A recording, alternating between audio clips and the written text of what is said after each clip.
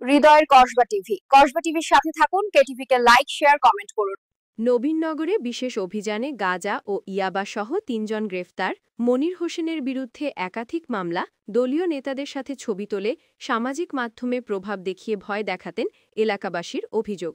নবীনগর থেকে স্টাফ রিপোর্টারের তথ্যচিত্রে বিস্তারিত। শুনছিলেন সংবাদ শিরোনাম, এখন বিস্তারিত। কসবা টিভি।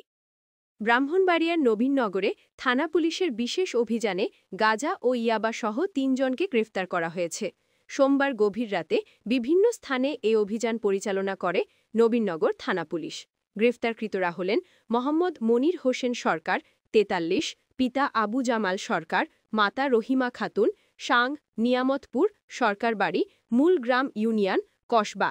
নির্মল দাস ৪৩, পিতা মৃত গৌরচাঁদ দাস, মাতা সমিতি রানী দাস, সাং শ্যামগ্রাম দাসপাড়া, মূল গ্রাম ইউনিয়ন কসবা। আব্দুর রৌফ ৫২, পিতা মৃত আব্দুর রহমান, মাতা মনোয়ারা বেগম, সাং কোনাউর কাইতলা উত্তর ইউনিয়ন নবীনগর। নবীনগর থানা সূত্রে জানা গেছে, অভিযানে ৪ কেজি গাঁজা ও ৫০০ পিস ইয়াবা ট্যাবলেট উদ্ধার করা হয়। মাদকদ্রব্য নিয়ন্ত্রণ আইন ২০১৮ অনুযায়ী তাদের বিরুদ্ধে মামলা রুজু করা হয়েছে। মঙ্গলবার দিন সকালে গ্রেফতারকৃতদের বিজ্ঞ আদালতে প্রেরণ করা হয়। মনির হোসেনের বিরুদ্ধে একাধিক মামলা। স্থানীয় সূত্রে জানা গেছে, গ্রেফতারকৃত মনির হোসেন সরকার দীর্ঘদিন ধরে মাদক কারবারের সঙ্গে জড়িত। নিজের বিরুদ্ধে দায়ের করা মামলাগুলো থেকে বাঁচতে তিনি দেশের একটি প্রভাবশালী রাজনৈতিক দলের কিছু নেতার সাথে ছবি তুলে সামাজিক যোগাযোগ মাধ্যমে প্রচার করতেন। ওই সব ছবি ব্যবহার করে তিনি এলাকায় প্রভাবশালী পরিচয়ে সাধারণ মানুষকে ভয়ভীতি প্রদর্শন করতেন বলে অভিযোগ পাওয়া গেছে। মামলার এজাহারে উল্লেখ করা হয়, মনির হোসেনের বিরুদ্ধে কসবা ও দেশের বিভিন্ন স্থানে একাধিক মাদক মামলা রয়েছে। পুলিশের অবস্থান।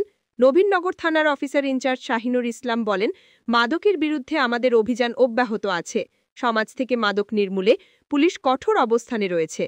পুলিশের এই বিশেষ অভিযানে মাদক বিরোধী সংগ্রাম আরও বেগবান হল। স্থানীয়রা আশা করছেন, নিয়মিত এই ধরনের অভিযান চালু থাকলে নবীনগর সহ ব্রাহ্মণবাড়িয়া জুড়ে মাদক নিয়ন্ত্রণে আসবে। মাদকের বিরুদ্ধে জিরো টলারেন্স নীতিতে নবীনগর থানা পুলিশের অভিযান অব্যাহত আছে। প্রভাব দেখিয়ে পার পাওয়া যাবে না, আইনের চোখে সবাই সমান। হৃদয়ের কসবা টিভির সাথে থাকুন। কেটিভি কে লাইক, শেয়ার, কমেন্ট করুন। শুনছিলেন বিস্তারিত। কসবা টিভি।